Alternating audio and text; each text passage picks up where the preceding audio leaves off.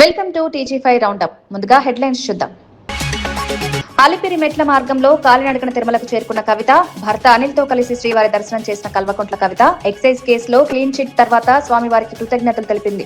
త్వరలో కొత్త రాజకీయ పార్టీ ప్రకటిస్తానన్న కవిత వ్యాఖ్య. 99 రోజుల ప్రణాళిక హాస్యాస్పదమన్న బీఆర్ఎస్ నేత ఆర్ఎస్ ప్రవీణ్ కుమార్. ప్రతిరోజు చేయాల్సిన పనులకు 99 రోజుల ప్రణాళిక అవసరమా అన్న ప్రశ్న. తెలంగాణలో ప్రతీకార పాలన నడుస్తోందని ఆర్ఎస్ ప్రవీణ్ విమర్శ. ప్రజా సమస్యలు పరిష్కరించే విధంగా పాలన ఉండాలన్న సూచన.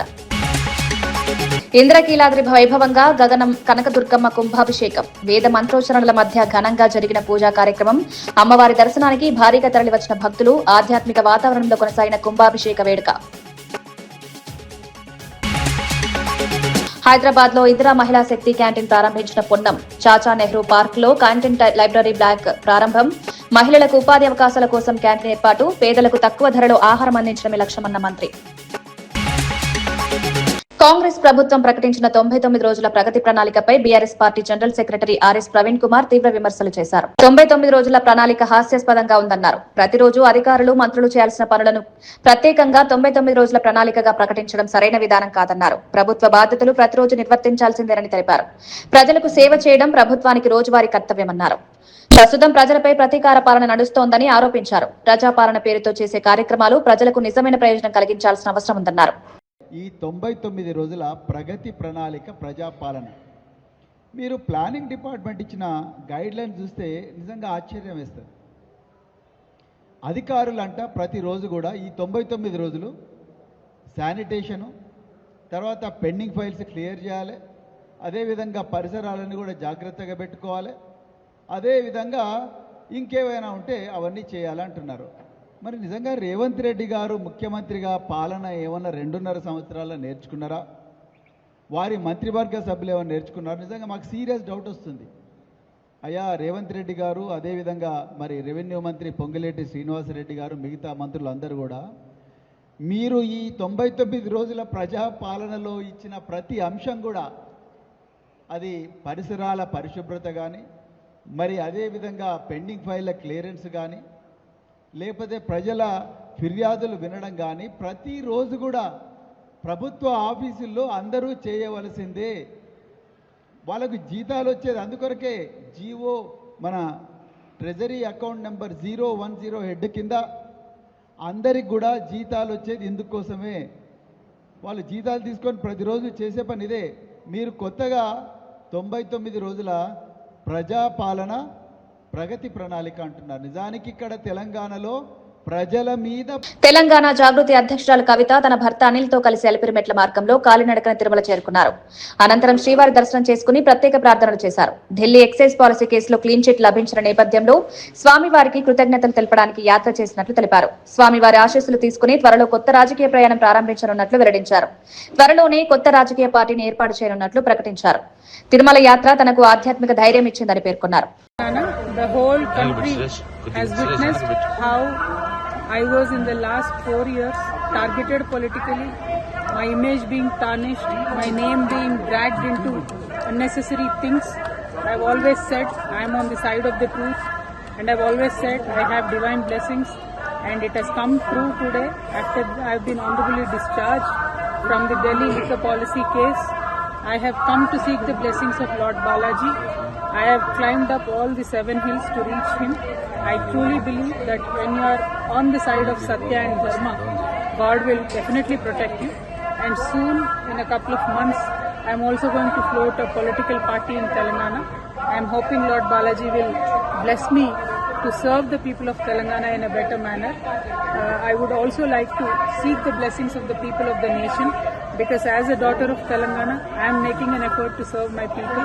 But the entire nation has witnessed the way my name was tarnished and dragged into unnecessary things. So as a daughter of Telangana, I seek the blessings of the nation. Thank you. Jai Telangana. Thank you. తెలంగాణలో నేటి నుంచి June 12 వరకు ప్రజాపాలన ప్రగతి ప్రణాళిక పేరిట 99 రోజుల కార్యాచరణ ప్రారంభమైంది. రేవంత్ రెడ్డి నేతృత్వంలోని ప్రభుత్వం ఈ కార్యక్రమాన్ని మూడోసారి ప్రతిష్టాత్మకంగా నిర్వహిస్తోంది. గ్రామాలు, వార్డుల్లో సభలు నిర్వహించి ప్రజల సమస్యలను తెలుసుకుని పరిష్కరించేందుకు చర్యలు తీసుకోనున్నారు. రాష్ట్రంలోని అన్ని జిల్లాల్లో ఉద్యోగ మేళాలు నిర్వహించి 1,00,000 మంది యువతకు ఉపాధి అవకాశాలు కల్పించడం లక్ష్యంగా ప్రభుత్వం నిర్ణయించింది. ఈ కార్యక్రమంలో సర్పంచ్ నుంచి ఎమ్మెల్యే, ఎంపీ వరకు అన్ని స్థాయిల ప్రజాప్రతినిధులను భాగస్వాములను చేరున్నారు.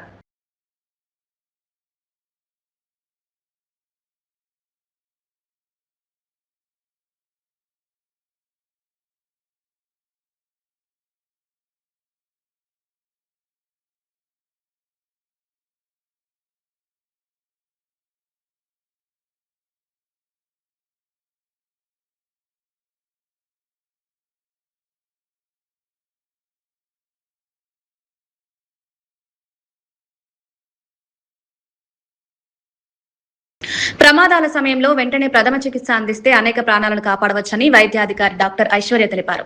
హైదరాబాద్ లో బోలక్పూర్లోని పద్మశాలి కాలనీ వెల్ఫేర్ సొసైటీలో ఈనాడు ఈటీవీ నెట్వర్క్ మార్గదర్శకత్వంలో అవగాహన కార్యక్రమం నిర్వహించారు.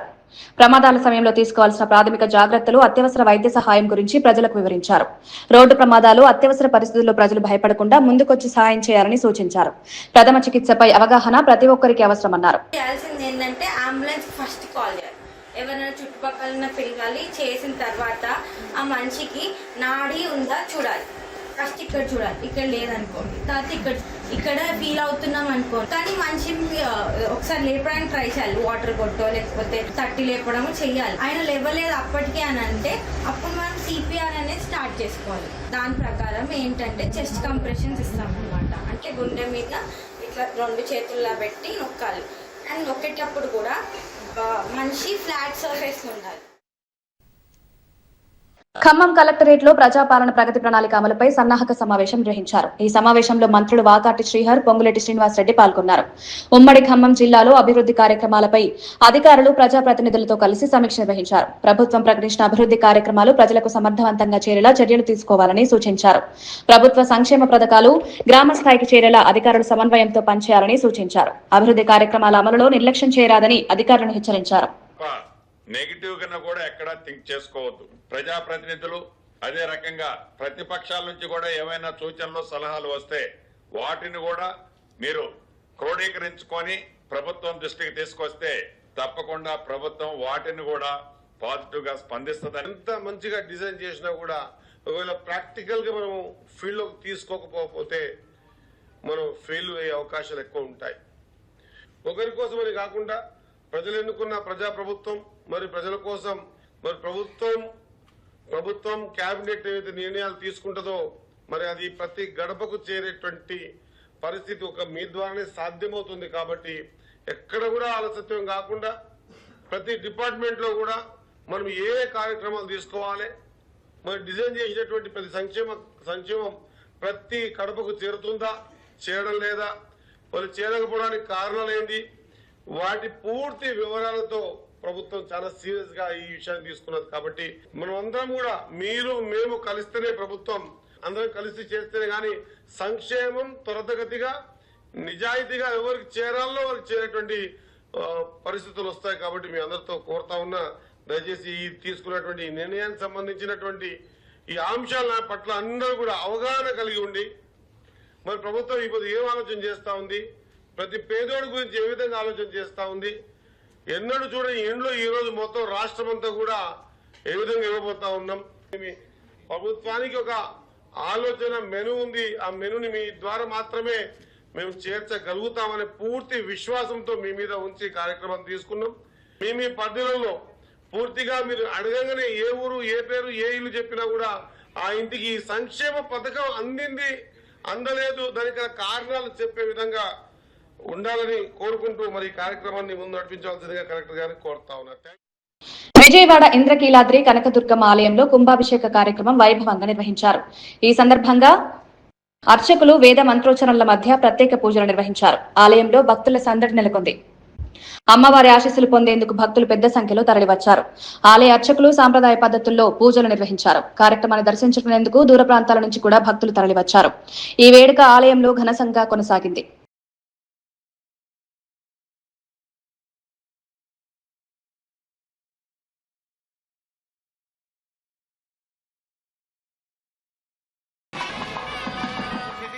దీక్షా తయాగ్నిర్దీక్షయా దీక్షితః యయాగ్నిర్దీక్షయా దీక్షితః తయాత్వా దీక్షయా. నల్గొండ జిల్లా పెద్ద అడిసర్లపల్లి మండలంలో విద్యుత్ కోతలపై రైతులు ఆగ్రహం వ్యక్తం చేశారు. అంగడిపేట స్టేజ్ వద్ద విద్యుత్ అధికారుల కార్యాలయాన్ని ముట్టడి చేసి నిరసన చేపట్టారు. చిలకమర్రి, సురేష్పల్లి, రోలకల్ గ్రామాలకు చెందిన రైతులు పెద్ద సంఖ్యలో ఆందోళనలో పాల్గొన్నారు. విద్యుత్ సరఫరా నిలిచిపోవడంతో పంటలు దెబ్బతింటున్నాయని రైతులు తెలిపారు. వెంటనే విద్యుత్ సరఫరా పునరుద్ధరించాలని అధికారులను కోరారు. ఈ ఘటనతో అక్కడ కొద్దిసేపు ఉద్రిక్తత పరిస్థితులు నెలకొన్నాయి.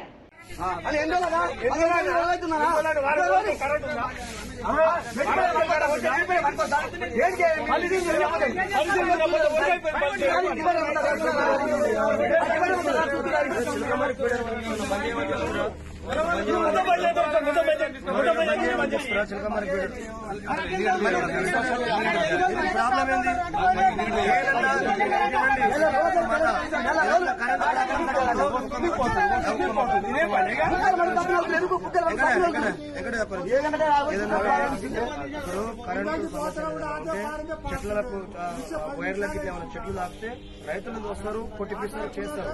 ఏదన్నా ఉంటే గసండి ఏమన్నా రైతులకు చెప్పి చేసుకోవాలి. కరెంట్ అడ్డం లేకపోతే ఏంటి పరిస్థితి? ఏది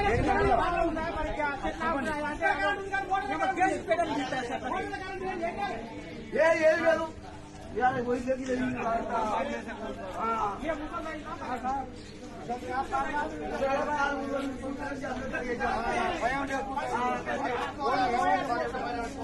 సత్యం, అహింసే భారతదేశానికి నిజమైన శక్తి అని కాంగ్రెస్ నేత రాహుల్ గాంధీ అన్నారు. శ్రీనారాయణ గురు వంటి మహానీయులు సమాజానికి దారి చూపిన గొప్ప గురువులని పేర్కొన్నారు. ఆయనకు బలం లేకపోయినా సత్యం, అహింసతో పోరాడన్నారు. బ్రిటిష్ సామ్రాజ్యానికి బలమున్నా నిజమైన శక్తి లేదని వ్యాఖ్యానించారు. శ్రీనారాయణ గురు కూడా సంపద లేకపోయినా సమాజంపై అపార ప్రభావం చూపారని తెలిపారు. హింస, ద్వేషం ద్వారా ఏమీ సాధించలేమని పేర్కొన్నారు. సత్యం, అహింసే సమాజానికి శాశ్వత మార్గమని రాహుల్ గాంధీ వెల్లడించారు.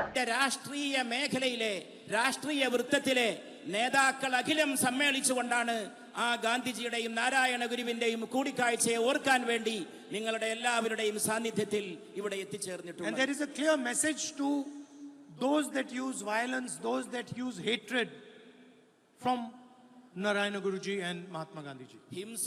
ഹിംസയും രോഷവും വെച്ചു പുലർത്തുന്നവർ, അതുകൊണ്ട് നടക്കുന്നവർ തീർച്ചയായും ഗുരുവിൽ നിന്നും ഗാന്ധിജിയിൽ നിന്നും വലിയ പാഠങ്ങൾ പഠിക്കേണ്ടിയിരിക്കുന്നു. And that message is that there is nothing to be gained from it. There is only something to be lost from it.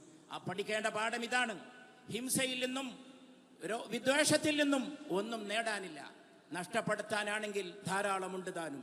The political fight in India is also very similar. ഇന്ത്യയിലെ രാഷ്ട്രീയ സമരവും ഇതുപോലെ തന്നെ മനസ്സിലാക്കാൻ നമുക്ക് സാധിക്കുന്നതാണ്. On one side there is truth, non-violence, humility. ഒരു ഭാഗത്ത് സത്യമുണ്ട്, സൗമ്യതയുണ്ട്, അഹിംസയുണ്ട്. And on the other side there is anger, violence, hatred and arrogance. മറുഭാഗത്ത് രോഷമുണ്ട്, ഹിംസയുണ്ട്, വൈരമുണ്ട്, വിദ്വേഷമുണ്ട്. Those with violence, those with anger might have force, but they have no power. രോഷമുള്ളവർക്ക്, വിദ്വേഷമുള്ളവർക്ക് പല രീതിയിലുള്ള ശക്തിയും അവരുടെ കയ്യിലുണ്ടായിരിക്കാം. പക്ഷേ അവർക്കൊരിക്കലും ഗാന്ധിജിയെ പോലുള്ളവർ കൈവശം വെച്ചിരുന്ന ആ ധാർമ്മികമായിട്ടുള്ള ശക്തിയോ ആന്തരികമായ ശക്തിയോ അവരുടെ കയ്യിലില്ല. Because the spirit of people like Narayana Guruji, the spirit of people like Mahatma Gandhi ji, and in fact the spirit of India is fundamentally based on the idea of truth and non-violence. അതുകൊണ്ട് ഞാൻ പറയാൻ ആഗ്രഹിക്കുന്നത്, നാരായണ ഗുരുവിന്റെ അകത്തുണ്ടായിരുന്ന ആന്തരിക ദീപ്തി അത് ഇന്ത്യയുടെ അന്തഃസത്തയുടെ ദീപ്തിയാണ്. India എന്ന് പറയുന്ന മഹാരാജ്യത്തിന്റെ പ്രമാണങ്ങളുടെ ശക്തിയാണ്, അതിന്റെ ചൈതന്യമാണ്. അത് തന്നെയാണ് ഈ മഹാന്മാരായ നേതാക്കന്മാരെയും രൂപകൽപ്പന. హైదరాబాద్ లోని చాచా నెహ్రూ పార్క్ లో ఏర్పాటు చేసిన ఇందిరా మహిళా శక్తి క్యాంటీన్ ను మంత్రి పొన్నం ప్రభాకర్ ప్రారంభించారు. నెహ్రూ నగర్ స్లమ్ సమాఖ్య ఆధ్వర్యంలో ఈ క్యాంటీన్, లైబ్రరీ బ్లాక్ ఏర్పాటు చేశారు. ఈ కార్యక్రమంలో స్థానిక ప్రజలు, సంఘాల ప్రతినిధులు పాల్గొన్నారు. మహిళలకు ఉపాధి అవకాశాలు కల్పించడమే ఈ క్యాంటీన్ లక్ష్యమని మంత్రి తెలిపారు. పేద ప్రజలకు తక్కువ ధరలో ఆహారం అందించేందుకు ఈ కార్యక్రమం ఉపయోగపడుతుందన్నారు. సమాజ అభివృద్ధికి ఇలాంటి కార్యక్రమాలు కీలకమని మంత్రి అన్నారు. మహిళల ఆర్థిక సాధికారతకు ప్రభుత్వం ప్రాధాన్యత ఇస్తోందని తెలిపారు.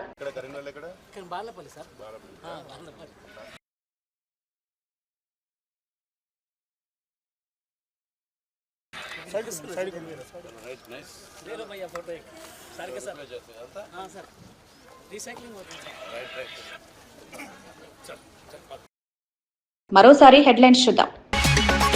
అలిపిరి మెట్ల మార్గంలో కాలినడకన తిరుమలకు చేరుకున్న కవిత, భర్త అనిల్తో కలిసి శ్రీవారి దర్శనం చేసిన కల్వకుంట్ల కవిత ఎక్సైజ్ కేసులో క్లీన్ చిట్ తర్వాత స్వామివారికి కృతజ్ఞతలు తెలిపింది.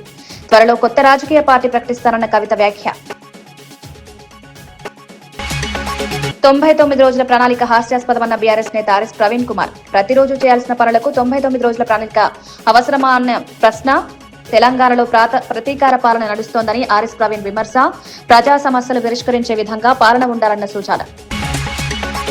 ఇంద్రకీలాద్రి వైభవంగా గగనం కనకదుర్గమ్మ కుంభాభిషేకం. వేద మంత్రోచ్చరణల మధ్య ఘనంగా జరిగిన పూజా కార్యక్రమం. అమ్మవారి దర్శనానికి భారీగా తరలివచ్చిన భక్తులు. ఆధ్యాత్మిక వాతావరణంలో కొనసాగిన కుంభాభిషేక వేడుక. హైదరాబాద్ లో ఇందిరా మహిళా శక్తి క్యాంటీన్ ప్రారంభించిన పొన్నం. చాచా నెహ్రూ పార్క్ లో క్యాంటీన్ లైబ్రరీ బ్లాక్ ప్రారంభం. మహిళలకు ఉపాధి అవకాశాల కోసం క్యాంటీన్ ఏర్పాటు. పేదలకు తక్కువ ధరలో ఆహారం అందించడమే లక్ష్యమన్న మంత్రి.